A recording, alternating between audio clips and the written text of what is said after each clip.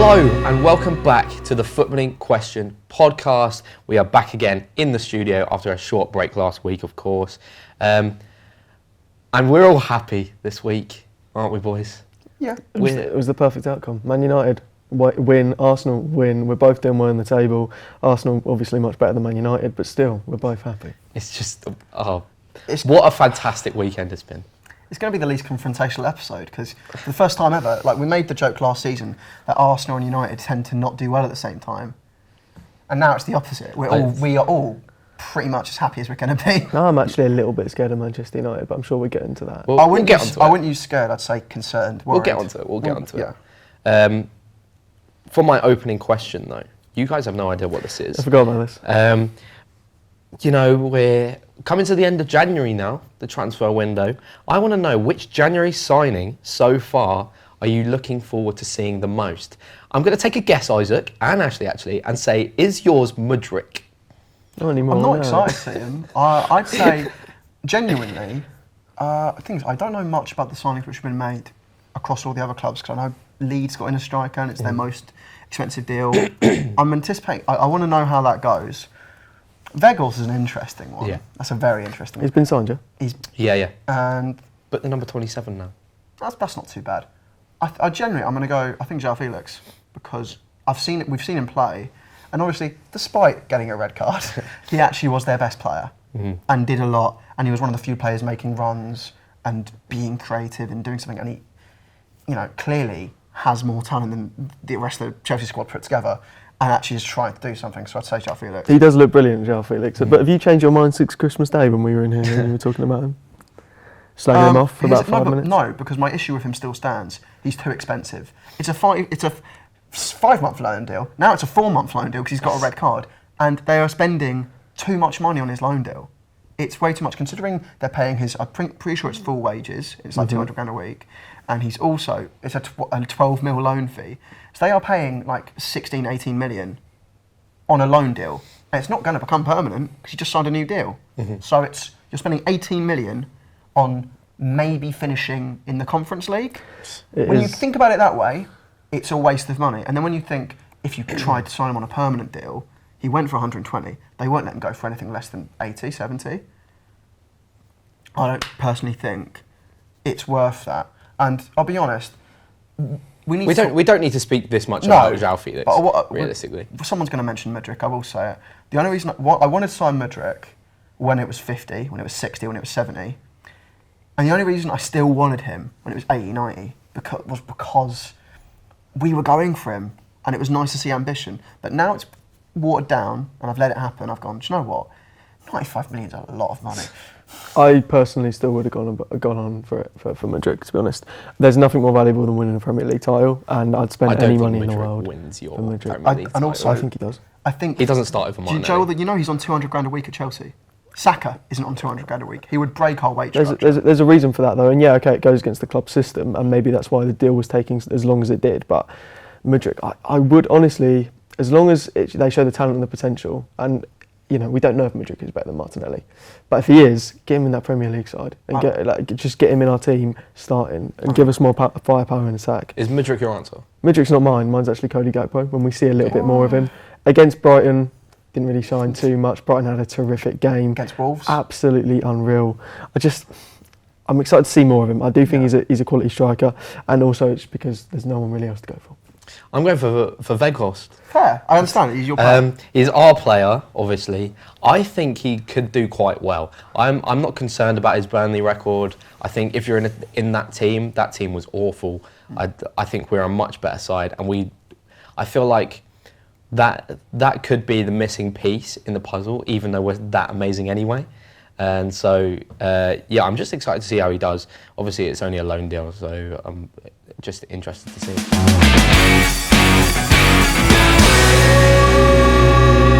Let's move on and let's talk about some of the results. And I think that leads on quite nicely to one particular result that happened yesterday, and that is Arsenal-Tottenham. I'm just going to pass over to you guys, really, and you guys just go. Just first of all, right, obviously Arsenal, not thrash, but we beat Tottenham 2-0. We had a really convincing first half. Second half wasn't too convincing. Well, we did stay in it though. I think the second half was convincing because first half was all about the attack, second half was all about the defence. Yeah. And both were perfect. Regardless though, I think Tottenham just looked dangerous in that second half. Every time Kulusevski came in from that right-hand side with a curling effort, it did scare me. I'm not going to lie. All they needed was one goal back, and that final 10 or so minutes was going to be absolute hell. I think that's just because we've just grown up and been used to moments like that. But with the way we've played this season, we actually have no need to worry because we've gone through these moments. It is a different season. We come up against these teams like Liverpool, and we're as confident as we've ever been against a side like that. Even looking at Spurs' lineup before it, just didn't look strong. Their attack was obviously it looks brilliant on paper, Son, Kane and Kulusevski, but midfield and defence just doesn't even worry you anymore, and it doesn't compare with Arsenal's team. I'm not surprised that we won, if I'm honest. I think I was confident coming into it. It's just a little bit surreal that we've been able to finally do the double over Spurs again and finally win away from home against Spurs. I mean, to be fair, the last time we did double over Spurs, I mentioned this to you before the podcast. Last time we did double over Spurs, Rosicky scored. That tells you how long ago it was. Arteta started as captain, and also David Moyes was Man United manager.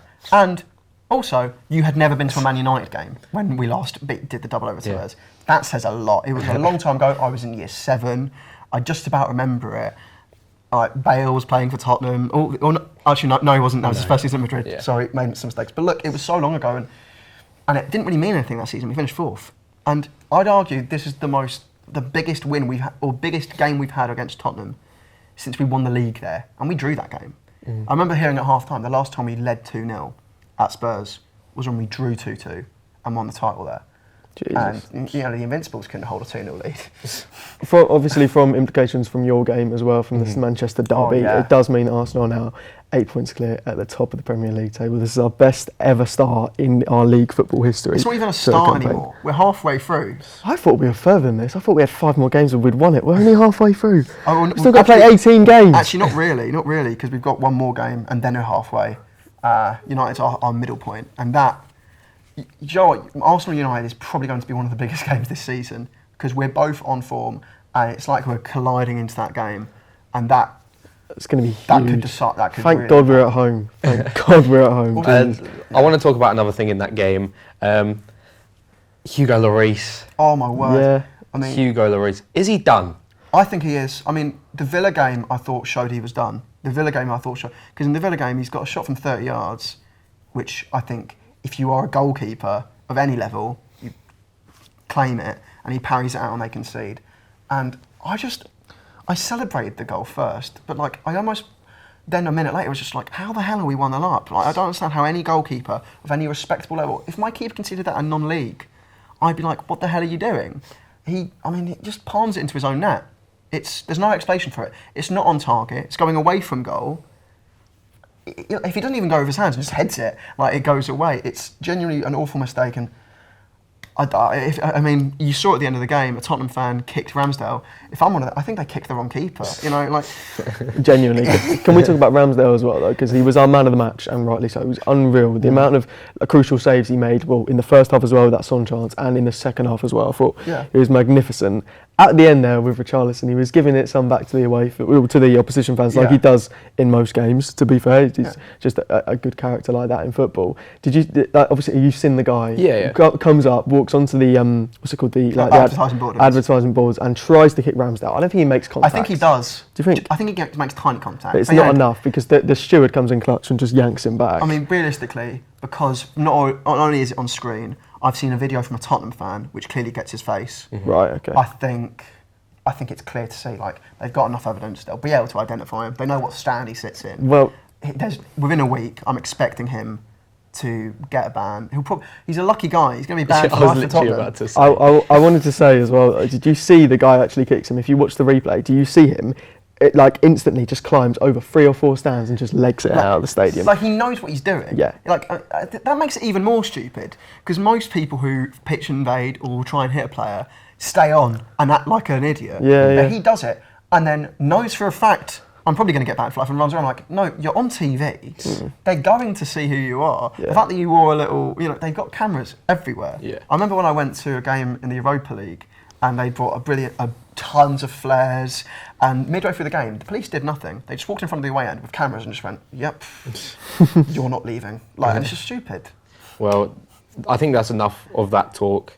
There's another game that I want to talk about before we move on, and that is Brighton-Liverpool. Yep. Oh, okay.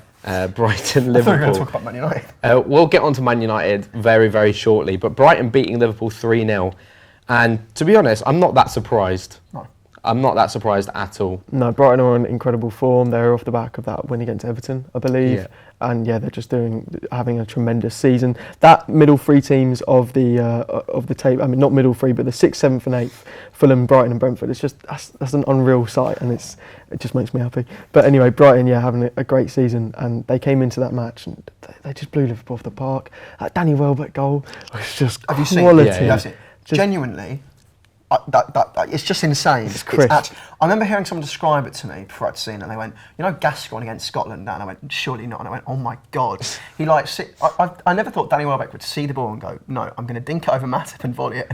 He thinks it's not accidental. That is all. It's amazing, and that's the goal to make it 3-0. It doesn't even matter. And the thing is, I didn't watch the game live. Obviously, it's a 3 o'clocker. We can't.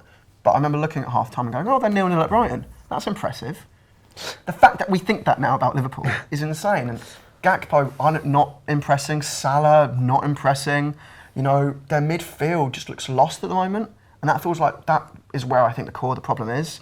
I've seen a billion Liverpool fans cry out for a midfielder, and Klopp each week goes, "No, we don't need a midfielder, we need a new forward." And they're like, "What?" Like Gakpo, as good as a potential player he is, that signing makes no sense when it's clear what the problem is. And I'll be honest, this is what I think about where I think Liverpool are going. You look back at how he left Dortmund, and it was like this. The writing was on the wall for that entire final season. In the league, they were shocking. They were in the relegation zone at points. Worse than this, obviously, but still, they were on the down from Champions Leagues. And this point in the season, he literally just went and put his hands up and went, "I'm leaving at the end of the season. I'm leaving in the summer." And I don't think he gets sacked. I think he does that. I think Klopp will walk. I was going to say, what do we think is going to happen with Jurgen Klopp? I mean, that clearly says your opinion. Yeah. What do you think, actually? Yeah, I do. No, I don't think he'll leave at the end of this season. I think he's still going to battle it out and give it one more chance. Maybe leave them in the best possible shape that he can be. Because I think Liverpool are smart than this. They're not going to tarnish Klopp's legacy. They're not going to sack him. No, I don't think they will. I think he will step and make the action himself. Because I don't think Liverpool are strong enough to do it. Can we come back to Brighton though? Just give him a little bit more praise, obviously, and also not shout out to, but hopefully Enoch Onwepu gets better soon and everything like that. We've heard shocking news. He's come down ill back in his country as well. But Solly March, he's a man on fire at the moment. He's having the best season of his career. I mean, he hadn't scored in I think like 18 months. Then he scored a screamer at Southampton. And he's got a brace against Liverpool. And the thing is, I mean, the first goal they're both very different. The first goal is right place, right time, great reading. Mitoma as well. That is another player who's hot on form. Yes. You know, we beat them and he caused us a ton of problems. And then the second goal is just, like, it's an amazing finish. And I just think, it's so great to see someone like that, because he's been there the whole time. He was with them when they got promoted. And he's almost him and Dunk are just the final pieces, which seem like they're just going to stay there for the rest of their careers. Yeah, Duncan March came through the youth academy, and I've seen it. I covered a game for Brighton before in pre-season. They like smashed, I think it was Real Sociedad or one of the Spanish teams, I can't even remember, like 5-0, 5-1. I think Trossard scored a hat-trick, but Solly March was unbelievable. And I said, we have to do those 6 things we learnt pieces. I said Solly March is going to have a great season, and he's gone on to do so. I think you mentioned a player there though that I think we need to mention, Trossard. Yes. Ooh. Big things going on with Trossard. Never playing for Brighton again. Agreed. Let's clear up the situation, because I think it was that he was in he's had some trouble with De Zerbi in recent months, and I think it was a training session where he'd had some trouble with an injury. He decided to leave, and apparently on his end of things, he got the all clear with the club medic. But De Zerbi heard nothing about it and assumed he'd just stormed off out of training, and then therefore just said left him out of the team. I'm pretty sure. I think he was on the bench in their last match, and then he didn't play against Liverpool. No. Yeah, he's kind of being ostracised. His agent made that statement. Yeah, he's pretty much confirmed that he wants to leave Brighton. I mean, I don't know why he did that. I don't believe. Look, I don't want to fully believe the agent. I don't. Naturally, I don't believe all. I don't really believe agents at any time. But that's Trossard's message. I think what my opinion is I think he might be true, but I think there's other facts he might be leaving out because the rumours around him potentially signing for other clubs has been going on for a few months, with the fact that his contract's running out and he's not signing a new contract. that, naturally sparked the debate of, well, he's not signing a new contract. Clearly, he wants to move out, and De Zerbi's probably not a fan of that anyway. And obviously, forcing him to sign for a club right now, from Brighton's point of perspective, is actually a good idea because it's better to have money than no money. And you know what? It's actually a really good situation to have at this time because it couldn't have happened at a better time for Brighton because they're doing good and it's not important. If they were currently in a rut and depending on him, it would break their season. But they're on such a high, they can just ride through this wave, sell him under the cosh and just keep going. Because, the thing is, their scouting team, I think it's the best scouting team in potentially Europe. Yeah. The fact that it's foolproof, they will always get profit. And the thing is, the way they sell players as well is amazing. They don't back down on their fees. We had to fork out 50 mil for Ben White, which at the time felt like a lot of money. Right now, it's a bargain. If Mudryk's 88, or 90, what the hell is Ben White? Don't regret Ben White whatsoever. No, but you see, they give you their fee and they go, that's it. We don't push on it. Yeah. I think Brighton. I really pray they get into Europe. I really pray they get into Europe. They're such a good team. I mean, only time will tell with Trossard, but there is one more game that we need to talk about before we move on. And it sort of links into our sort of discussion of the episode, and that is the Manchester derby, the biggest derby of the weekend. No. Manchester United coming away with a 2-1 win. There was controversy. Of course there was. We can't go a game without controversy, apparently. Jack Grealish obviously putting them 1-0 up. I think it's quite poor from a Manchester United standpoint that we conceded that goal, especially because I thought we were the better team in the first half. Second half rolls around, obviously Jack Grealish gets that goal. And let's talk about the controversy. Bruno Fernandes's goal. Is it a goal? No. No? I think it's disgraceful. It's clearly not a goal. The rule is, does he interfere with play? I mean, I might not be outlining the rules completely. I'm not a referee. I'm not an official. But I'm pretty sure the last time I heard it was, does he interfere with play? Yeah. He quite clearly, absolutely interferes with play. He's pretty much doing a step over the ball. All right, fair enough. He doesn't touch it completely, but he blocks off Manchester City defenders. He makes Edison think that Rashford's going to shoot or Rashford's going to latch onto it. He catches him completely off guard. Fernandes, he's clever. Fair enough to him. It's not his fault. He took advantage of a strong opportunity, but that's so unfair on Man City. What do you think? I don't. Looking back on it, I don't think it's a goal. In the moment, I said yes, it's a goal. One, because I'm a Man United fan and I want it to be a goal, and two, because I genuinely thought, hey, he's not touched it. I mean, it's not a goal. I knew in the moment it wasn't a goal because how many times have we seen goals ruled out because someone who doesn't touch the ball is offside and then line of sight of the goalkeeper? That's not as bad as literally running alongside the ball. I saw some United fans say, what we taught as a kid, you play until the whistle. I'm like, no, City did. That's the problem. Fair enough. Because Rashford was running alongside it, and until Fernandes hits that ball, Edison is closing the angle for Rashford. That's why it's open for Fernandes. And it's actually quite hard to tell when you watch the replay who actually hits the ball. That's how much you can tell that Rashford was interfering with play, because you can't tell whether it's Fernandes or Rashford if you look at it quickly. And it was obviously Fernandes at the end of the day. I don't blame Rashford or Fernandes for it. It was clever. No. They did well. It's down to the referees whether they play to the whistle or not. It's so shocking from the referees. You can't blame Man United. We took advantage of a situation. You went into an advantage. Rashford probably didn't know he was offside. He kept running and you scored.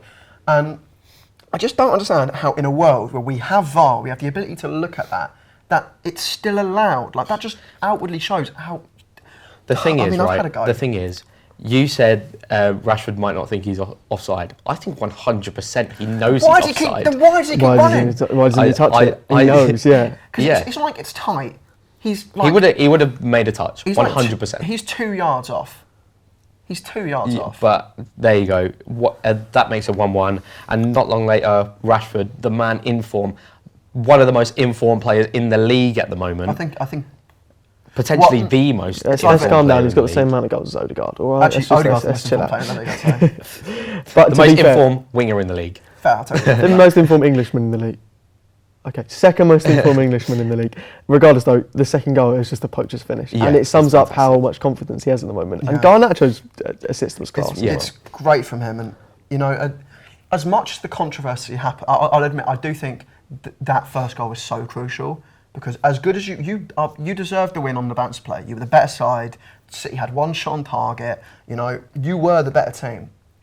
But the thing is, that second half started and City were playing better. It felt like they were going to score, and they got that goal.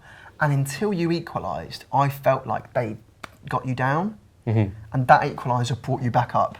And I think without that moment, I think City end up winning it 1-0 because it felt like they'd knocked you down a bit.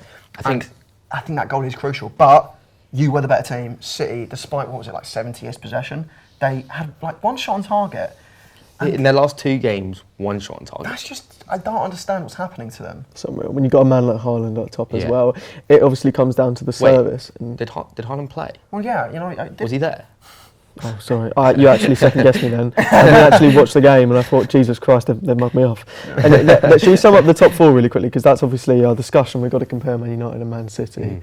Arsenal 47 points in first, Man City on 39, Newcastle on 38 and Man United on 38. Manchester United have kind of come from nowhere, and it's kind of like, oh God, they're only a point off City. And we're worried about City in terms of contesting for Arsenal. I mean, obviously City have got that longevity in them. They've done it before. They could go and win all their games of the season. They could just go and win. You'd expect that of City. But do you think United are in a challenge for the title? I think one thing, it depends entirely on our game on Sunday. And I think it makes it all the more massive because if we win that game, we are fully in the title race and there's no debating it. I mean, that's the only result you need. You need a win, nothing else. And exactly. I went into this weekend knowing Tottenham and United are our next 2 fixtures, and I went into those fixtures knowing 4 points. 4 points. That's all we need is 4 points out of those 2 games. If we lose, and then presumably City win as well, that is a lot of pressure back on us. A draw against you is fine. I think we've actually not got that many big games left now, apart from City, because we played them 3 times now. I mean, once the FA Cup, that doesn't matter. But we've got certain fixtures left. We can afford to maybe draw those games and just win the others. And I would happily take a point against you, because I think you are probably one of the hardest games you have left. Yeah. If we get a point, do you think we're in a way in the title race still? You're not out of it, because you know what, with the way you're playing, genuinely, and the way City are playing, I think you might finish above them. Man United are playing so well at the minute. But then Newcastle in the title race? To a degree, but I think... Because how can you not say that? Yeah, that is they conceded the least amount of goals in the league. They've only lost 1, which is the same as Arsenal. They had a lot of those draws which they should have won, but they're having an unreal season. They are drawing a lot, but at the same time, I do think they're a strong team, and they're so strong at home. They've got one of the best home records, other than Arsenal. Because we've won more than they have. On paper, they've got the best defence in the league. Yeah, how unreal is that? I just feel like with them, they are an amazing team, but they just aren't. They are going to draw a bit more, and they will. But I think they will get top 4. I look at this top 4, and we said it last week in our prediction video. We think this top 4, these 4 teams won't drop out. This will be it. 100%. Because I mean, it's a 5-point gap on Tottenham from Newcastle United. And do you think Tottenham are going to go into some sort of amazing form, and you think Newcastle and United are going to drop off a bit? No, I think both of you keep steady where you are, kind of, because I can't see a capitulation from either team. In this race, there is 2 other massive games, and that is actually the midweekers, because Man United play Crystal Palace on Wednesday, and Man City play Tottenham on Thursday. If Man City drop points and Man United get the win, you know, we're above them. You're second. Yeah, we're in second place. I think those games in hand it's going to be crucial to what we're seeing. But I think I've just answered the question in my mind whether I'm more scared of you or City.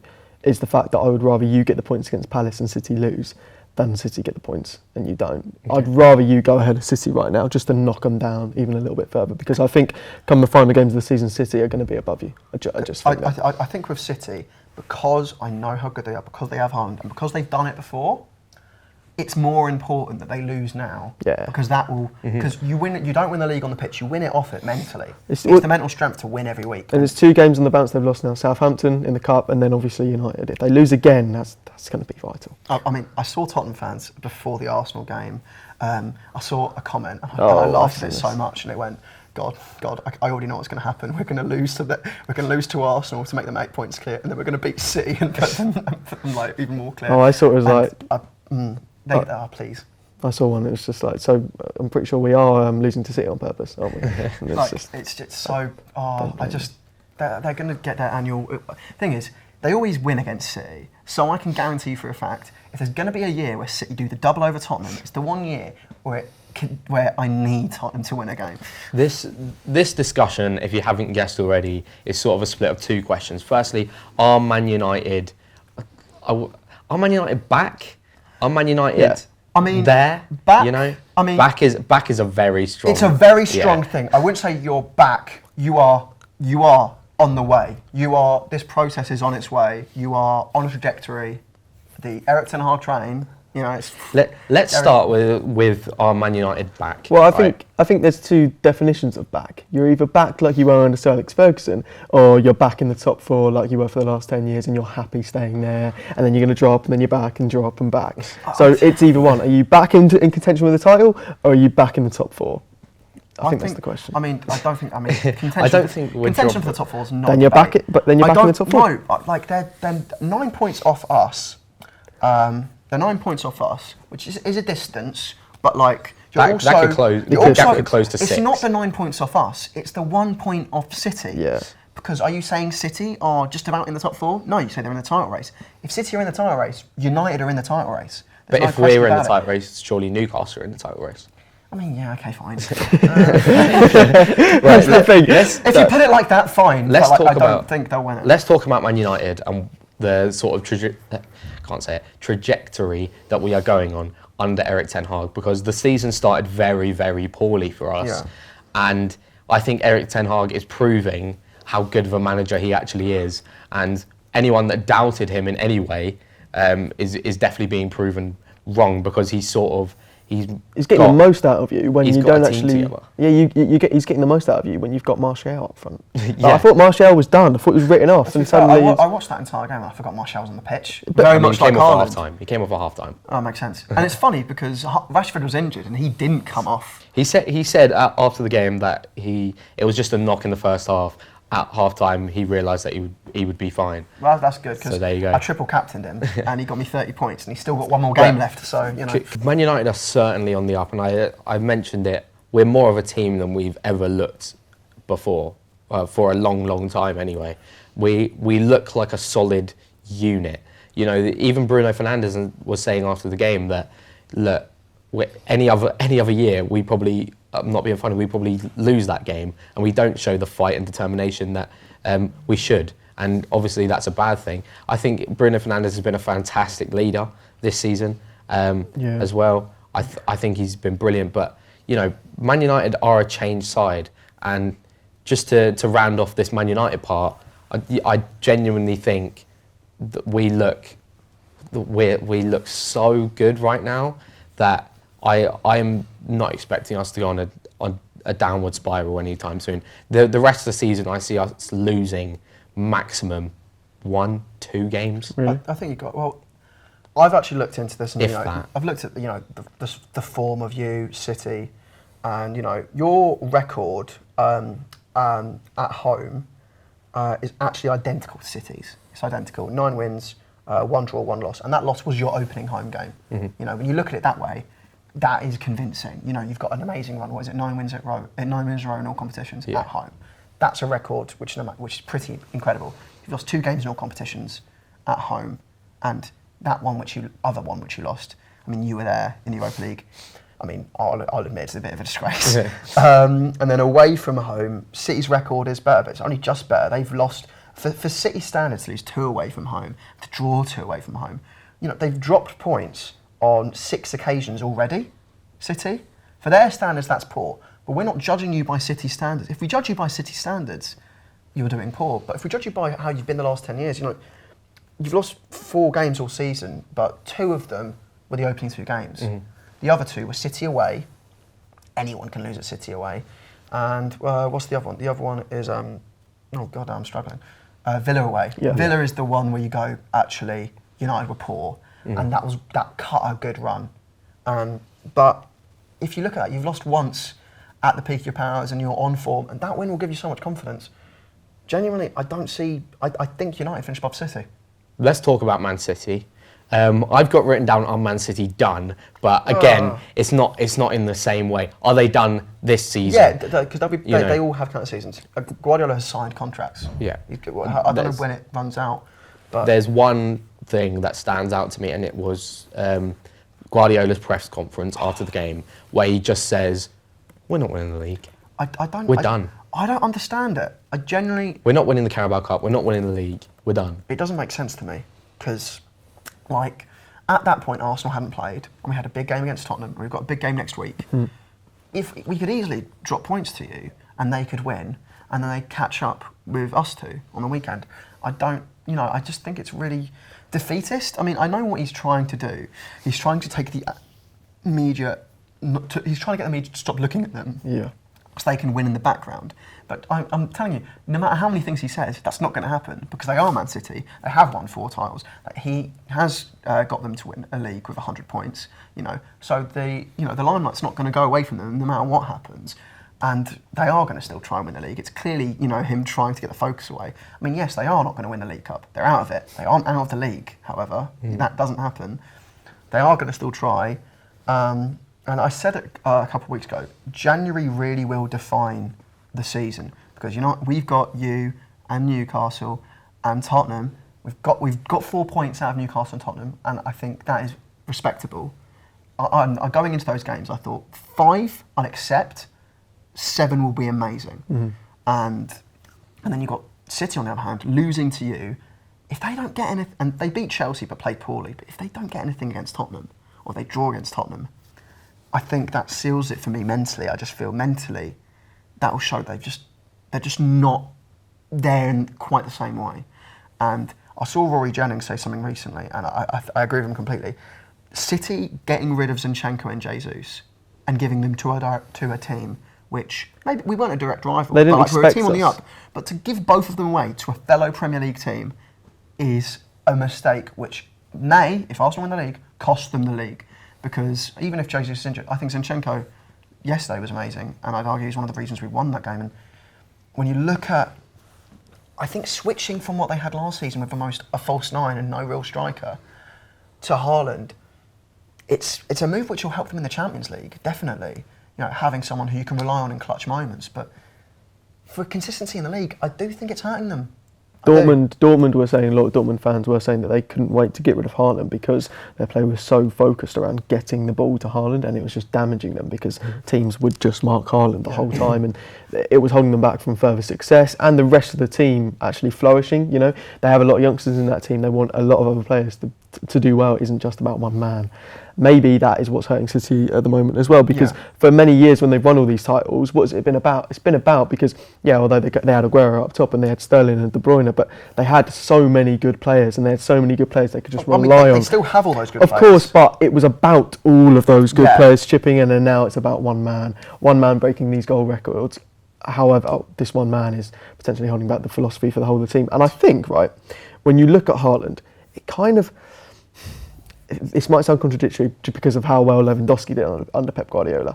But I think Pep Guardiola has never liked it when his players centred around one target-ish man striker. No. Zlatan Ibrahimovic didn't do well under Pep Guardiola at all. I just think that Haaland is a similar kind of replication of that. And if he doesn't have a striker that is linked with the rest of the team like Messi was, all his attention was focused on Messi, but Messi linked everything. He was phenomenal.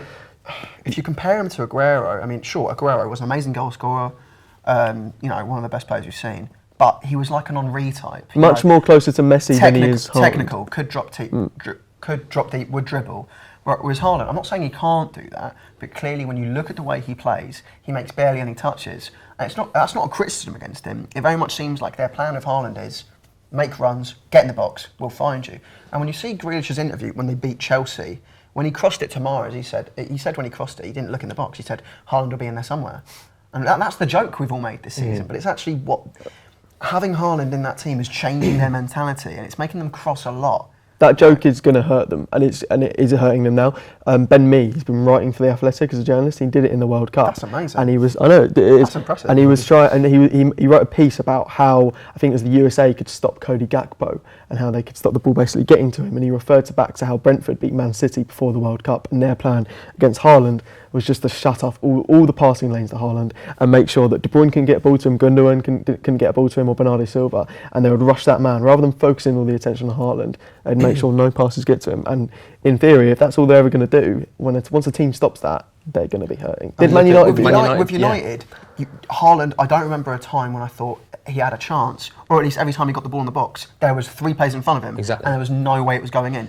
The goal you concede, I mean, arguably the reason it goes in is because you've got too many people around Haaland that Grealish finds himself in. That's the thing you risk. The thing with the Manchester derby was we had those players on Haaland, and obviously we did have Fred with De Bruyne as well, who did unbelievably well. Yeah. But we contained Haaland to the point where he was non-existent in the game, and that's all you have to do to beat City. And when it's that obvious what you have to do to beat a team, you're going to beat them every single time, and you need to change it. They still have quality, but all they need to do is come up against. I mean, Brentford are a quality side and a well-coached side, so I'm not surprised that's how they beat them, because they did have a tactical plan. You came in with a tactical plan clearly on Haaland, and it worked. Teams are realising how to do it. However, the next game is Tottenham, and Tottenham are on bad form. And as much as I want Tottenham to get something out of that game, City are still a technically gifted side and should win that. This next week really does decide it for you and City. It does. It really does. One more. Yeah. One more point with Haaland, just to finish it on, and it is not a discussion for today. But the fact that Haaland potentially hold backs his team, holds back. Let me say that again. The fact that Haaland potentially holds back his teams with Dortmund and City, how the players so focused around him. I remember there's a discussion we had walking along one day, and we said, who's the best player in the world? Is it Mbappe or Haaland? And you two instantly just went, Haaland, and I said Mbappe. Yeah, and you both looked at me like you're mental, but that is my reason why Mbappe is better than him. I have changed my mind. I have changed my mind because the World Cup did happen, and Mbappe did score that goal. And Mbappe will have a better career than Haaland, because that's what's going to hold him back at the end of the day. He's going to be too centred around himself. And although Ronaldo is a different kettle of fish between Haaland, right? There's levels to this game. However, I think the thing that separates perhaps Messi and Ronaldo is that Messi is a man for a team, and he contributes to the whole team, and he can link to it. Ronaldo was in the end too centred around himself. Maybe that's going to be Haaland's problem as well. Hey you! Yeah? Yes, you! How did you get in my house? Do you like YouTube? Yeah? Sometimes find it a bit dull? No, I love YouTube. Then you should subscribe to the Football in Question YouTube channel. Why? They've got podcast clips, original content, and also they have your family hostage. What? Like I said, subscribe now! If you want to see your family again, subscribe now. Mum? So that was quite a long discussion, but it's time for the debate. I feel like this is quite... I always like this part of the episode. Maybe it's because I always win, but today may be different. Today's topic is who is the best non-European player in Premier League history. Maybe one day we can do a European one. I mean, we've already done a best of, and that person is European, so... Yeah, so... we are going for who is the best non-European player in Premier League history. Isaac, do you want to get started? I am going to get us started, actually. And I'll be honest, when you first picked this topic, I don't know why, but I forgot South America existed. I don't know why, but I fully just forgot Argentinians and Brazilians. In my head, I was just like, non-European. I went, there's like 2 Asian players I can think of, maybe 1 Australian as well. And I was just like, how many Africans can I think of? I went down the Africa route. And I thought of Drogba, that's an amazing clutch player. You've got other players as well. Maybe Loren from Arsenal, but no, realistically not. Drogba's way clear of that. And I've gone with an Ivorian man who I think is potentially one of the greatest midfielders ever to play in the Premier League. I think he's very close to being better than Patrick Vieira, which is pretty insane coming from me, obviously. I don't think Vieira's better, but maybe not by much. I'm talking about Yaya Toure. I think he is just unbelievable. I mean, he signed in 2010-11, and he was pretty much, in my opinion, one of the key, the first cogs in that City machine. Because in that season, they hadn't had their squad quite properly formed.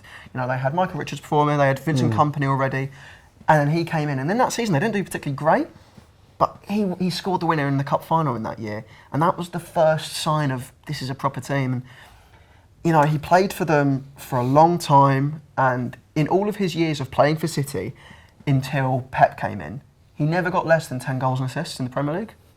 And he always played the least amount of games he played. We talk about his fitness, but the least amount of games he played was 29 games until Pep came in, and it was 25, and then it was 10, and he was gone.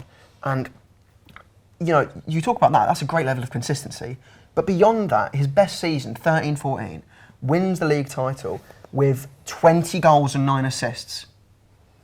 That's an amazing season for any striker, any winger. For a box-to-box midfielder to get 20 goals and 9 assists, it is possibly one of the greatest individual seasons from a player ever, potentially only being beaten by, say, you know, Lampard's season when they won the title, or Henry in 2003 when Arsenal actually didn't win the league, ironically. I think he's just a dominant midfielder, and I think as much as you maybe talk about the David Silvas, the Agueros, I generally think without Toure, I don't think they win the league, because tell me something he couldn't do. He's amazing defensively, he's a physical player, he's strong, he's technically gifted, he can pass, he can shoot. He's got probably one of the best strikers of a ball we've ever seen, and that's it. Probably the closest kind of player that we've seen to Ruud Gullit since the turn of the millennium. In my opinion, he is Ruud Gullit and Patrick Vieira combined, but just a little bit below them. Yeah. I want to know, Barely. is he in the best Premier League midfielder, like Lampard, Yes, Gerrard? 100%. Because he can strike a ball as good as Gerrard, but he's better defending. He can strike a ball as good as Lampard, but he's better defending. He would, in a midfield battle, I think he elbows them all aside and gets ahead. I think Is that better defending do you think he is? Yes, but no, not physically. But he was just a strong, commanding presence in that midfield. What I'm asking is, I know how much you love Gerrard. Do you think he's better than Gerrard? Yeah. Okay. Ashley? I don't know if I believe him or not. I don't believe him at all. To be honest, I do not believe him He's one keeping a bit. straight face so far. We all talk about Gerrard in the debate, in the English debate. And the reason that debate exists is because of the golden generation, and they all got in each other's way. I do think Gerrard is the best in that debate, but I'll be honest, I think Yaya Toure absolutely stomps on that debate. And when we gave our Premier League team in our first season, we said the midfield two. Yaya Toure was very close to winning that. He was in that. I'd argue he was closer to getting in there than Gerrard was. Okay, we'll come back to Yaya Toure. We just need to move this on. Ashley, who are you going with? I have a similar theme in these debates, and I tend to just attack the person that I don't want to win the most. And You need to change your tactics then. yeah, all right, I've gone with Didier Drogba, basically. I was going to go with Dwight York because apparently he's from Trinidad. But anyway, Didier Drogba, I mean, what a man for Chelsea. He basically is that first kind of focal point for them in building that first historic Chelsea team in the Premier League in the early 2000s. Under Mourinho, I think it was Mourinho that said to, what's his name? Roman Abramovich? Yeah. Roman Abramovich, go and get me Drogba, I want that man up front. And he was terrific for Chelsea, you know, a club legend. He won the Champions League, 2 Golden Boots, 4 Premier Leagues, just an absolutely unreal striker. He scored goals in clutch games. He didn't just score goals against West Brom, Southampton, you know, just silly little goals every now and then. He scored unreal goals and clutch goals, and he was just like so important for that kind of, I think, in a Chelsea team where they had that number 9 curse, didn't they? And they struggled for a long time to get a striker that was always prolific for them. He was a man that, when you had Lampard, when you had Essien, when you had John Terry, they could look up and know we've got a decent man up there now, and he's gonna finish for us. Okay, fair enough. My pick, quite different to the shirt I'm wearing, the hat I'm wearing. I thought you were going to look at your badge and go, Edison Cavani. That is exactly what I meant, though. I'm going for Sergio Aguero. Now, for City, signed for City in 2011. 35 million, by the way. Oh, that just says where the market was back then. Yeah, that but was a lot of money back then. Still, like, you look back on 35 million, you say, Aguero for 35 million. Fair play. Well, no, but you've got to look at inflation. Okay, fine. For City, scored 260 goals in all competitions, but of course we are mostly talking about the Premier League here. And he is the 5th top goal scorer in Premier League history with 184 goals, only behind Andy Cole, Harry Kane, Wayne Rooney, and Alan Shearer. unbelievable. 5 Premier League titles, is it? Between 2011 and when he left, 2021. I think he left in 2021, yeah. Yeah. You know, just unbelievable for Manchester City. He's actually their 16th top appearance maker and their top goal scorer of all time, obviously. You know, his record against some teams was absolutely unbelievable, you know, scoring in the majority of games that he played against certain opposition. For example, against Newcastle, he played against them 15 times and scored 15 goals. He was just unbelievable, you know. Against Arsenal, it's not exactly the same, but 11 goals in 19 appearances is still a fantastic record. As a striker, maybe you sort of expect that, but, you know, I still think that is a fantastic record. And he also scored 16 hat-tricks in the Premier League. Wasn't that a record? Oh no, 16 hat-tricks in all competitions. A lot in the Premier League as well. Let me find exactly how many the it is. hat-trick one might be a record. In the Premier League. You know, I'm pretty sure he holds the record for most hat-tricks scored by any player in Premier League history as well, or up there as anyway. He was just a fantastic player, and you know, Guardiola said it. We cannot replace him. We cannot replace him. He has been their main man, or he was their main man for such a long time. And obviously, the most iconic moment, to my disappointment, was that that goal. We don't really need to explain it anymore. No, we're just going to say it was, yeah. I just think as a goal scorer, he is certainly up there in Premier League history, and you know, to do it he was the main man. He was one of the main men for City. Obviously, yours as well in the midfield. Yours, the midfield main man up front. The main man for City was Aguero. No one's gone. I was going to say Company's not. He's from Europe. We can't go there. So yeah, for me, I think the best non-European player in Premier League history is Sergio Aguero. Let's keep this debate nice. Let's not attack one another, shall we? Because we've seen in the past that times can be tough. A debate is about attacking your opponents and making sure yours wins. Maybe not attack. Let's do yeah. what it's actually Why called. is mine better than yours? It's called a debate. So yeah. It's debate, not attack. Why is mine better than yours or yours, and why is yours worse than mine? Or mine better. Let's discuss. So the strength of Aguero, plain and simple, goal scorer. Yeah. That's the start of the debate. He's the top scoring foreign player in the league. There's no escaping that fact. It's a fact. Mm-hmm. You know, he was amazing. Scored all the goals for him. I will be honest. He is my favourite kind of striker. He's small, and I feel like he's just satisfying to watch. He's lovely to watch. Yeah. I mean, he's one of the. He passes the eye test. There's few players which I've seen score against Arsenal, where I'm sad I've seen Arsenal go 1-0 down, but at the same time I'm glad I can die and say I've seen this player score. Yeah. And Aguero is one of them. I remember I think we equalised against them, and then they scored a minute after kick-off. And I remember going, yeah, we're 2-1 down at half-time, but I can tell my children I've seen Aguero score. So I was a little bit, because he's such a great player to watch. He is a great player. With Yaya Toure, I think it's a very similar thing, but it's the midfield version of Aguero in terms of how dominant he was.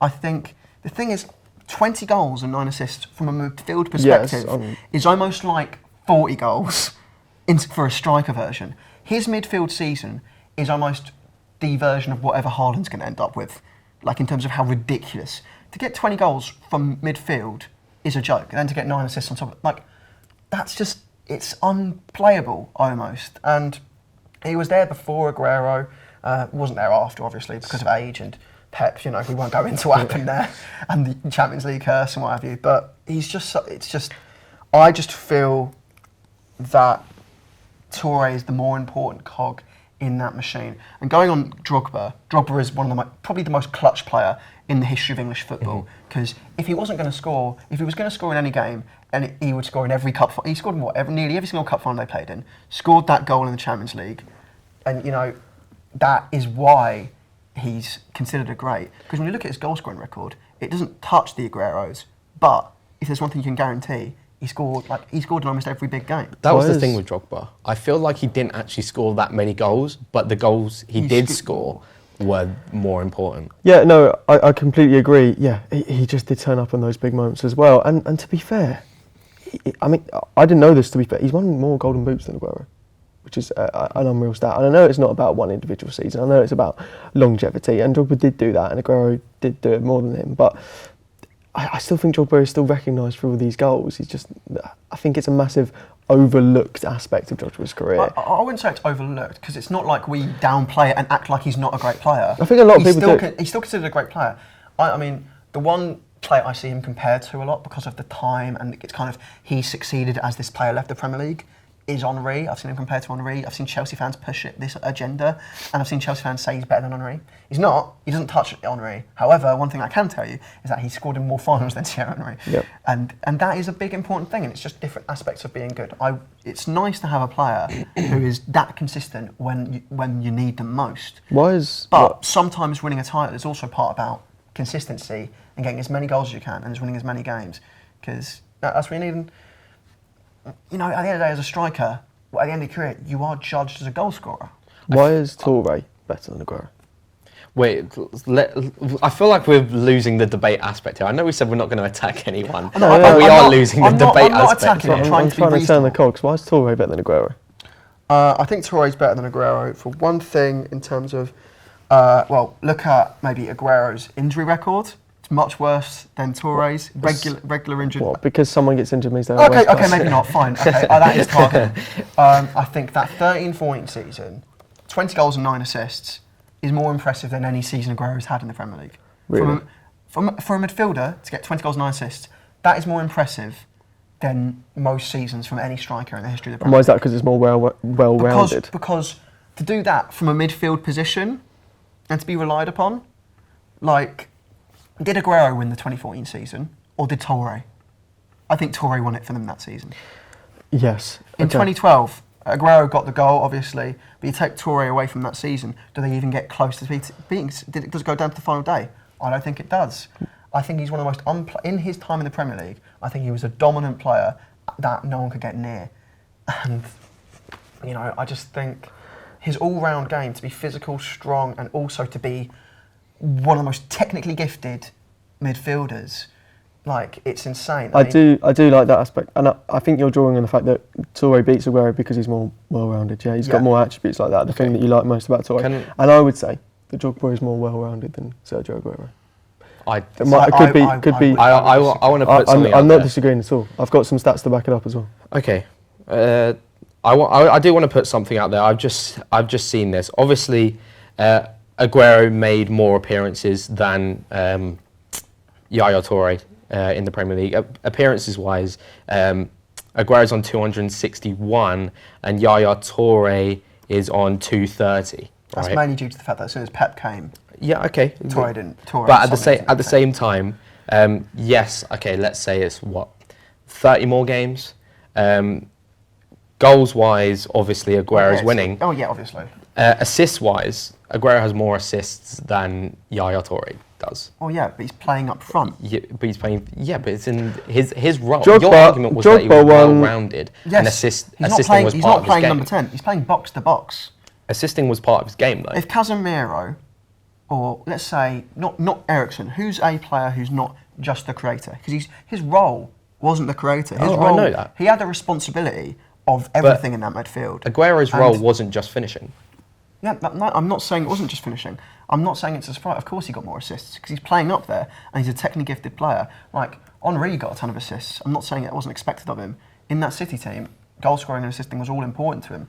But I'm just saying, for Yaya Toure to perform that highly in his role, while also performing everything else in terms of helping that team protect the defence and push forward, is so crucial and so important to them.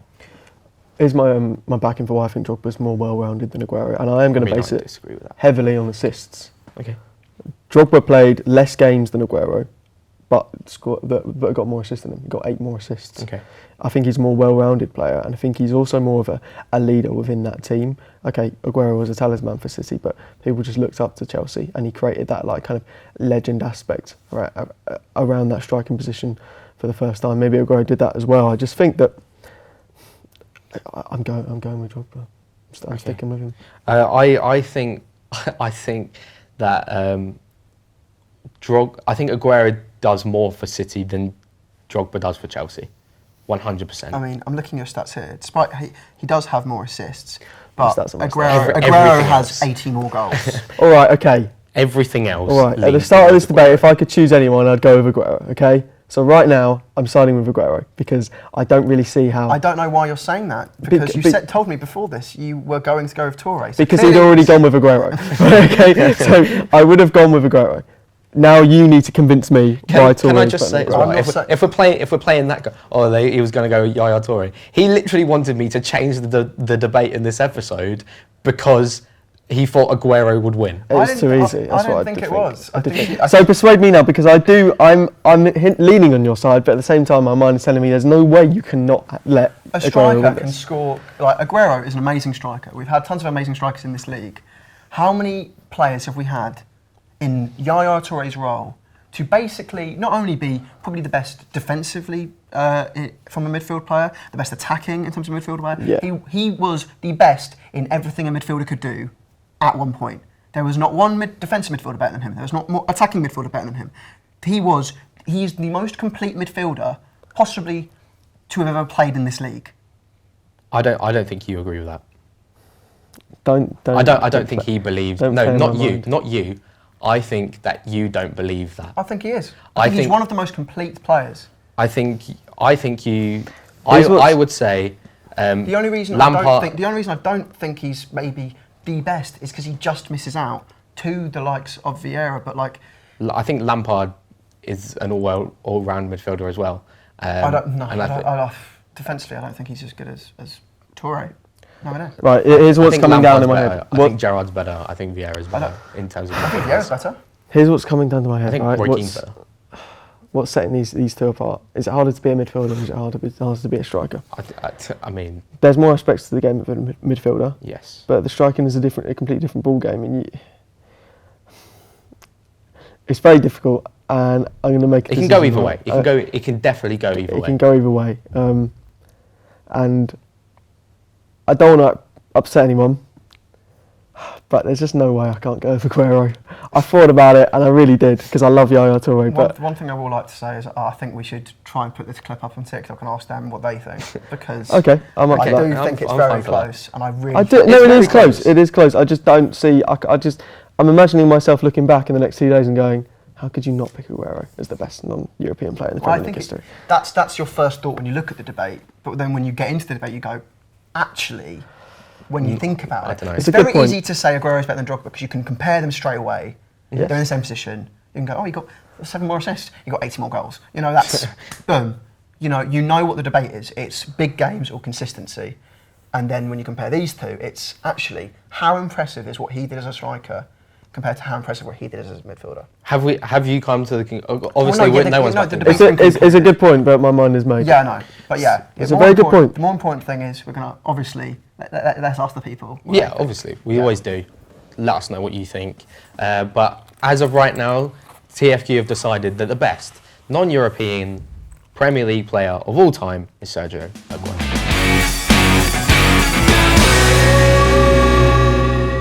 Nobody knows what this quiz is about, only me, obviously.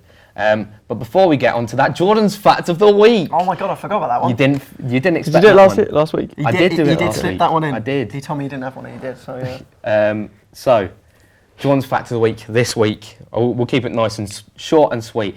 Did you know that against Villarreal, not too long ago, I think it was early January, Real Madrid fielded a team without a Spanish player in it for the first time ever. For the first time in their history, they didn't have a Spanish player in their starting 11. Their 121-year history, mind you. Mind blowing. Yeah, I actually did. I saw it on Twitter. You're joking, right? No, I'm telling the truth. See, Well, that even just sometimes ruins when the I know appeal the of John's fact of facts, the I week. don't react like that. Okay? But That just ruins John's fact of the week. Well, that was John's fact of the week. I bet you didn't know it. Okay, the quiz. So, I've got 3 rounds, 3 different rounds to determine who really knows their football best. This is the one that will decide it. Right, whoa. I am bang. This is the one. I am bang. Just Well, I'm ding, obviously. So round 1 is. What's it about? It's not got one specific theme. It's round 1. Oh, It's that's just even more general annoying. football knowledge, right? Nice and easy. Question number 1. I think this is quite an easy start. Spell Wojciech Szczesny. Oh my. I want you to 100% Wojciech Szczesny. No mistakes. You said it nicely. The thing is, I always remember struggling on the surname, that I don't even The know first where to name. begin on the first name. I think it's a W and a J somewhere. I used to think there's an I, and I don't think. No, there is an I. No, but you're getting it confused with the J. That's the thing. No, I think the J's after the I'll be W. honest, I don't think either of us are getting this, but we're both going to have to. Look, I'll try, and then you go for whatever you want to. I'm not even. You've taken away the pressure here because I'm starting to get close. Okay, W. Just To be spell clear, it. that's correct. Just spell it. Yeah, that's correct. But He'll just let you spell know. it, and I will tell you at the end. W-O Just keep going. J Okay. C Yeah. Okay. I-E-C-H Okay. S-Z-C Okay. Z-E-S-Z-N-Y. Correct. No way. That is how you spell Wojciech Szczesny. Oh my I'm god. not gonna lie, this is the proudest moment of my life. No way. That's the proudest moment. Have I actually? Wojciech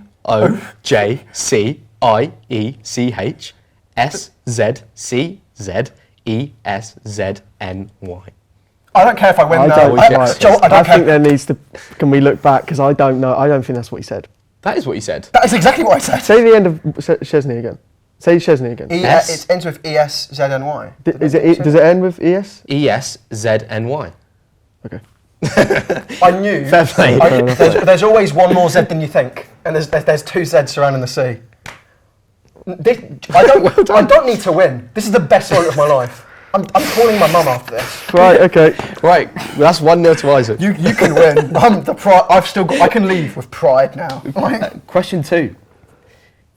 The first Premier League hat-trick was scored by who? There's a couple of names floating around for me. I Bang. I'm going to go with Mark Hughes. Incorrect. think I know this, but I don't know. Ding Sutton. Incorrect. I was going to say something. Can I have a couple of other guesses? Take Let's another see guess. what it is. York? No. No, it's not two. It's not Cantona, is it? He was It's Cantona. Oh, for Leeds. thought For it- Leeds. Oh. And the bonus question for that question, who did he score his first hat-trick against? Ding, Man Manchester United. Incorrect. Should have been nice, wouldn't it? We thought it would. Bang, Norwich. Incorrect. Oh, I Oh. The answer is Tottenham. Oh, beautiful. What guy? There you go. It remains 1-0 to Isaac. Do you know what, right now, I'm getting memories of the first week, right? It was 1-0 up for the entire time, and then you got one, and then you got the bonus question. That's a special day. We'll keep going, keep moving. This one you've got to think about. I saw this on Sky Sports Twitter page, so one of you might have seen it already. Who is the only player to score in a North London derby that doesn't share any letters with the words Arteta or Conte? A-R-T-E-T-A or We know that. C-O-N-T-E.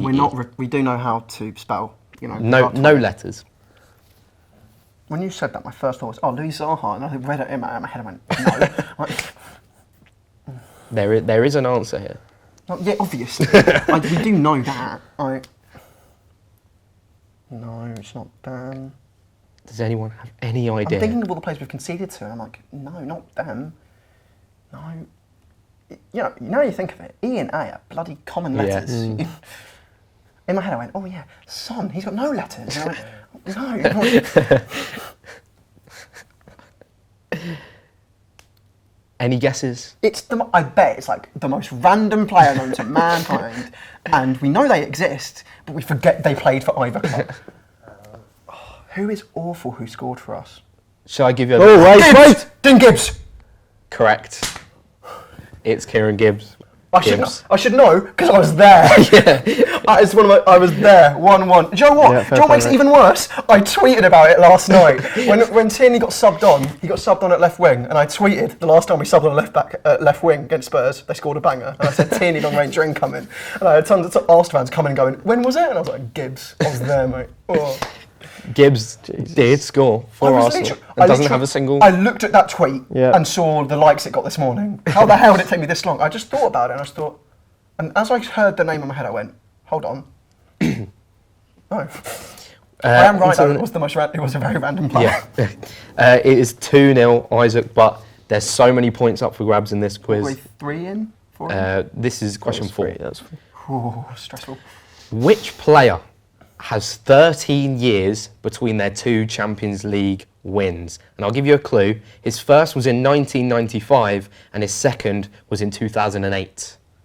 If you know who won the Champions League in those years, then you will know the answer to this question. Ding, Bang. Guardiola. Incorrect. Edwin van der Sar.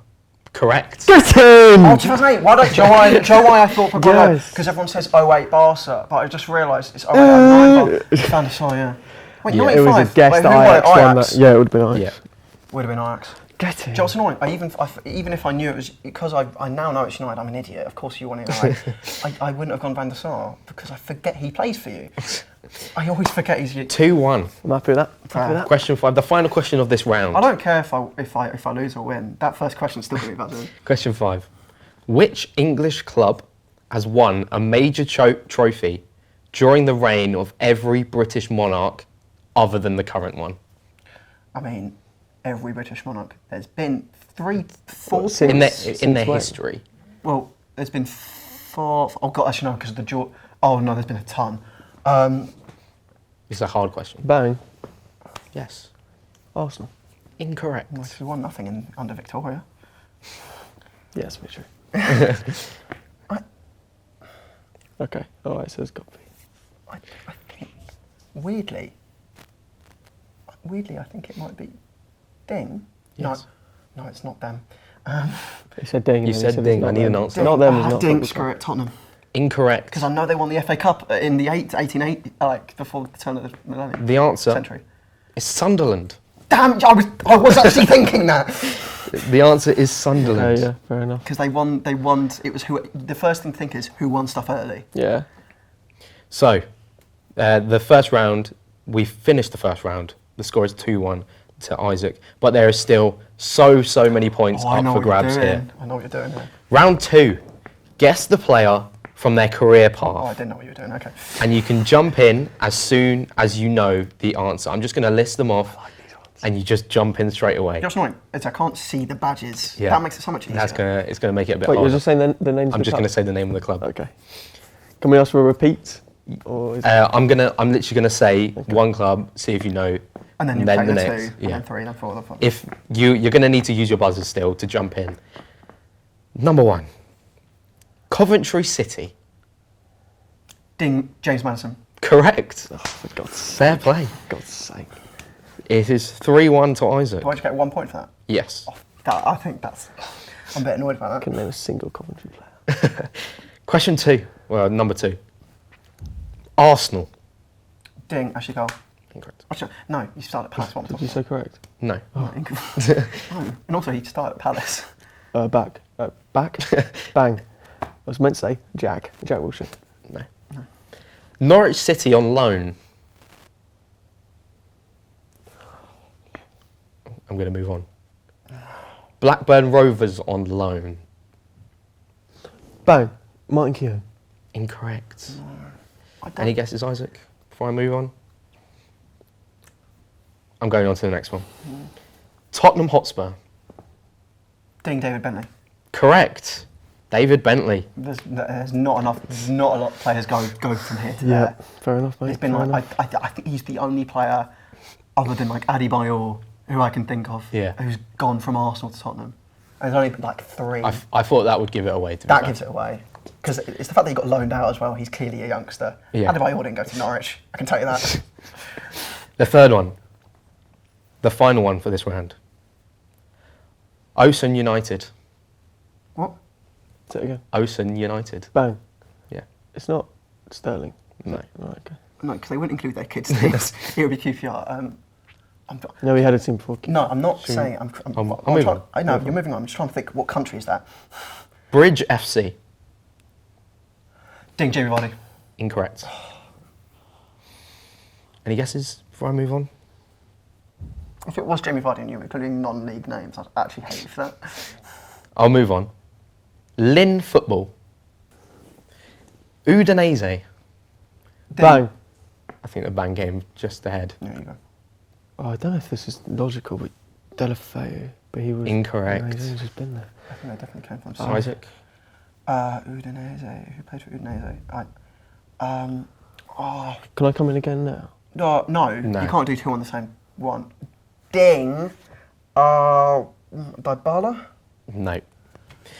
Granada on loan. Jesus The next one. I'm going to butcher this name. AC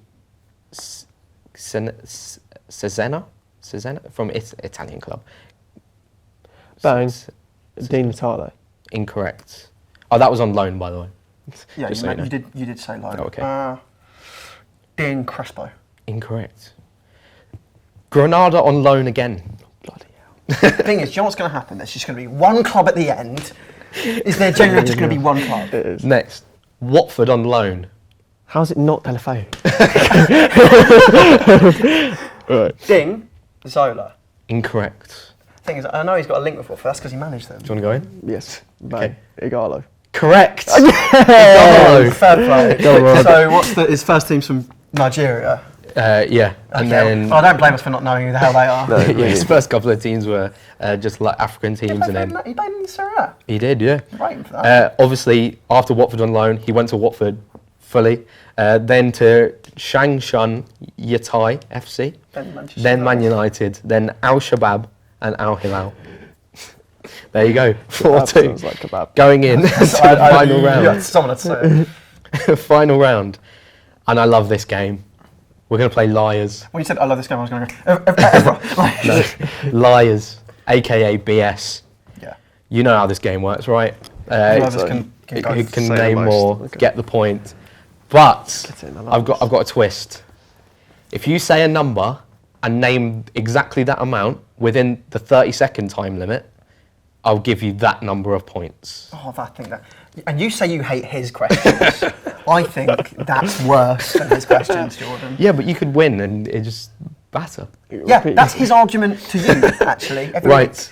So if I name that amount, Let's So if you say say you'll get 7 and I call BS and you do get 7, you get 7 points. but only if the other person calls, or they have to call. Yeah. Well, no, me. yeah, that's how it works. But if you don't, you get no points. Yeah. All right. What if you get more? You don't get them. Yeah. Hang on. No, if- because obviously if it's once it gets to 7, it's done. It's done, because all you need to do is get there. Yeah. All right. Just don't say any more. The first one, in fact, I'm gonna up it a bit to 45 seconds, just so I can track Yeah, I think that's good. the number. Would you rather a minute? Should we say a minute? a minute's or is a too minute long. long? I think Minute's too 45 long. seconds. 45 seconds. Number 1, Premier League stadium names. I need the exact name of the stadium. Obviously, there is 20 to go off. Okay. Isaac, you put the number in. 10. 11. 13. Can you name more than 13? He can name 13. I'm gonna go for it. Yeah, I'm gonna name 14. 14. Do you think he can name 14 Premier League stadiums? If you can name 15, I am actually in the mud. There is more It's the questions question after of this. can I name 15 in 45 seconds? And the thing is, I reckon I can name 15, but can I do it in 45 seconds? It's difficult. It's difficult. Is he playing a mind game by saying it's difficult? 15. 15. 15 out of 20. Because if I get the 15, I am top of the table, you know. Can you name more than 15? Let me just think. No. No, I need an answer. Can you name more than No, I 15? cannot name more than 15. So, I cannot. Have you got a 15 line? to get. I can't lie. I might need to borrow something. Shall I do it? Yeah, I don't mind doing it. Just holding it. You can see me if I Give cheat it or to not. him because he should ref it Yeah, yeah. realistically. Right. Do you want to have an alarm go off? I think that's better, Yeah, isn't it? yeah, actually, yeah. 45 seconds. My heart's pumping right now. 45 seconds to name 15 Premier League stadiums. And we're gonna. How are we gonna officiate? And it has to be current Premier League games, so the limit was 20, obviously. Yeah. Or is it? The limit's is it- 20. No, I it's was going to say, if current. it's anyone to have played in, then the limit's Let's come Right. It's going to be quite difficult. Right. 15, yeah? 45 seconds, 15. 3, 2, 1, go. GTEC Community Stadium, Tottenham Hotspur Stadium, Emirates Stadium, Etihad, Old Trafford, Anfield, Goodison Park, St Mary's, St James's Park, Shake it. the Amex, Yes. and 10. Selhurst Park, Yep. Craven Cottage. Yep. I've got 3 more. Villa Park. Villa Park. Yep. Villa Park, Molineux, Yep. and more. London Stadium. He's done it with done. 16 I would seconds have done it to in spare. 30. Yeah. Well done. You would have done it in 30. I'm not gonna lie. I think I might. 15 I might points to your pass out. That total. gave me. You're I was. As soon as I hit 10, I was like, crap. And then I just. Do you know how you do it? I was thinking about the Premier League table and who's where, and I thought Southampton, and then I thought Wolves, then Everton, and West Ham. That's what I was going for. You know when you think about the Premier League table, you always forget a few teams, and I can't think for the life of me. Leicester. Oh God, I forgot about King Power. I think you forgot about Wolves for a while, and that was straight on my head. Wolves, do you know what I'm really proud of though? I got Brentford out of the way because they are the hardest one. Yeah. Because no one knows what their stadium's called, but I do because I play FIFA too much. So I'll list them off. You got the Vitality, the Emirates, Villa Park. I didn't go Vitality. The GTEC Community Stadium, Amex Stadium, Stamford Bridge, Selhurst Park, Goodison Park, Craven Cottage, Ellen Road, I missed out. So I missed out Leeds, Bournemouth, and someone else. King Power Stadium, What's Bournemouth? Anfield, Vitality. Etihad, Dean Court is what it's called. Old Trafford, St James's Park, City Ground, St Mary's Stadium, Tottenham Hotspur Stadium, London Stadium, and Molineux. Right, So what's the score? 19-2 All to right, Isaac. let's go. On to number 2. I Your really hope the first lot. limit is not 20 this time. The limit is not 20 this time. Say what it is, and then I can. 50? The limit is 17 this time. So if he gets that, he would be one behind me. Yeah. And realistically, no one's going to go 17. Your topic, slightly harder, I think. Players that have played for both Arsenal and Man City. Ding, 5. 5. Bang. 6. Okay. Isaac, more than 6? It's 45 seconds though. Mm-hmm. 7. That That puts him in a really bad position there. Can you name more 8. than 7? 8. Can I make? BS. You're going for 8. Right, I'm going to need a timer I again. reckon he'll name 6 really quickly, and then there'll be 30 seconds of turmoil. I think I forgot. Right. And there's I 2 did which have it in I my head, know. I did There's have 2 it which in my I'm thinking of, which I think will be hard to remember. 45 seconds on the clock to name 8 Arsenal and Man City Oh, my heart players. is going. 3, 2, We know the obvious one. 1, go. Zinchenko, Jesus, David Seaman, Patrick Vieira, Gael Clichy, Adebayor. Oh, come on. I had them. 2 more. Nasri. Yeah. 1 more.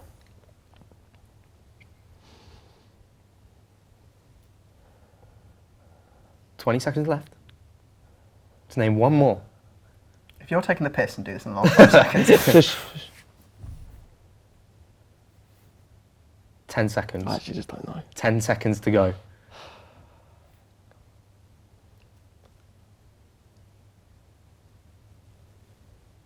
And that's time. Can I say 2? Patrick Vieira and Paul Dickov. I Yeah. said Vieira. Oh, you did say Vieira? Yeah. Oh, but Paul Dickov. Paul Dickov is 1. I've got on my list Zinchenko, Jesus, Femi Fapatu, Timmy Davis, Yeah, I don't know. Sanya, Denzel. Oh, in my head! Oh, that's it, I It's forgot. funny, in my head, when I was thinking of them in my head before I BS, Yeah, in my head I was thinking of the era where we gave them all our players. Mm-hmm. So I had Sanya, Nasri, Clichy, Kolo Toure, and Toure! oh my god, and Adebayor. And do you know what?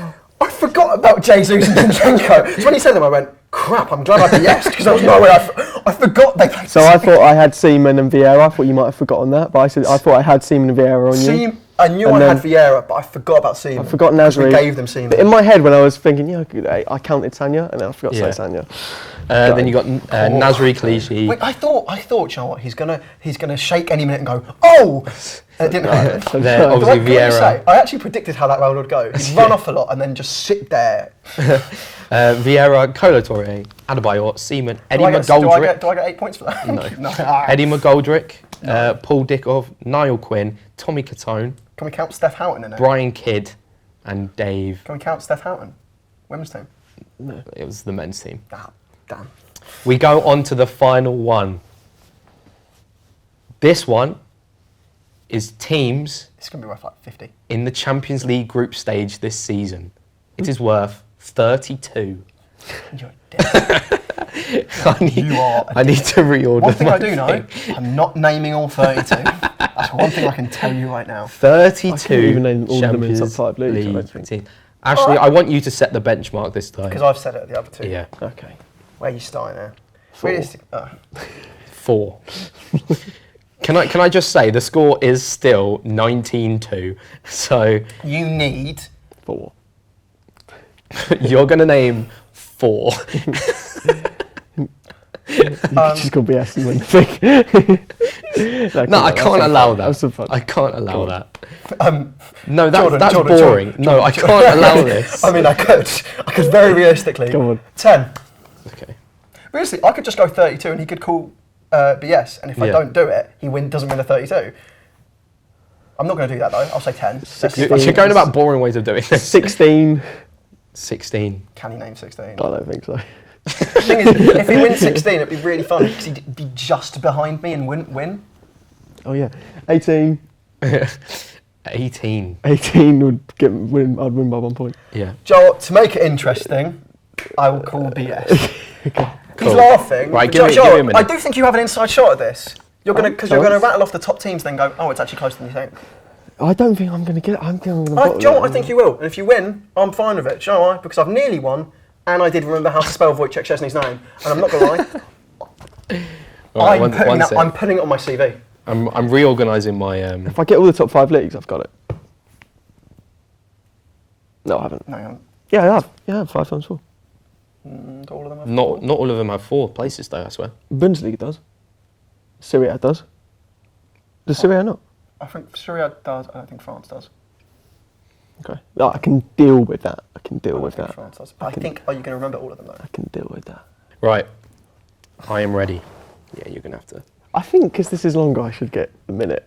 No. No. You get 45 seconds. These are the rules. To name You what? ha- 18. 18. If you had your way, you'd exchange the 20 seconds you wasted last time. You know? Right. 45 seconds to name 18. 3, 2, 1, go. Sporting Lisbon, Benfica, Marseille. Wait, Benfica's not one, by the Okay. way. Marseille, Yeah. PSG. Oh wait, Benfica is 3. So there's 4. It's 4. 4, yeah. Okay. Spurs, Liverpool, Man City, Man United. Yeah. Okay. Juventus. Wait, no. Man Oh, United not aren't. Man United. Chelsea, Okay. Juventus, Juventus. Napoli, AC Milan, Inter Milan. Mhm. Bayern Munich, Yeah. Borussia Dortmund. Yeah. Come on. Borussia Mönchengladbach. And No, Mönchengladbach aren't. Sorry. I don't know. 14. That is time. I'll take that. And Don't know who that got it is in the Bundesliga. Who else got it in the the end. Bundesliga? I'll rattle off all the names. Napoli, Liverpool, Rangers, Ajax, Yeah, I should have gone with the little ones. Celtic. Porto, Club Brugge, Bayer Leverkusen, Yeah, I should've gone Atletico with the little Madrid, ones at the end. Bayern Munich, Inter I Milan, would have started with the Barcelona, little ones. Victoria. Victoria? Yeah. Well, Victoria. No, isn't she? Victoria. I know. I know. Pilsen. Victoria Pilsen. That's the one.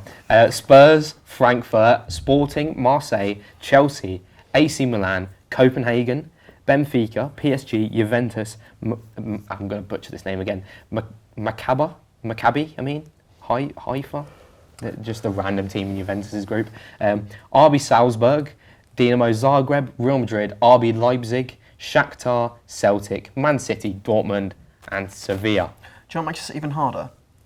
That we support Europa League. I didn't name any Spanish teams. No, you didn't. For Oh my god! Yeah, what the fuck? When you stopped, Could've got it. When you stopped, I thought, oh, he's run out of the top 5. Yeah. Yeah, that's what I thought. I was like, and then I thought about, because I just assumed you'd said Real Madrid already. You didn't mention the team that won it last year. So the final score for the quiz is 19-2 to Isaac. Do you want to just include his 14 and just put them in there? Don't pity me. It's 19-2. I did have a bonus question. I know it probably wouldn't go to a bonus question, but the bonus question was, answer question 1 again backwards. What was question 1? Oh yeah. Think back. Oh, okay. Oh yeah. Y, N, Z, S, A B C D E F G Z, C, H Z. I J K L M N O P Q R S T U V W X No. Y and Z. Ah! Was I really? You had Chesney spelt backwards, but then you said It was SCS that screwed up. yeah. It's a SC. And, I was trying to help you. I was reminding you of the letters of the alphabet. You f***ed it up for me. So Oh, damn! Let's wrap this up. It's been an hour and a half. right. So that is the end of the episode. It's been a long one. Thank you for sticking with us through this episode. I hope you enjoyed, and yeah, we will see you next time for what could be one of the biggest episodes in Premier League /TFQ history. See you in a bit.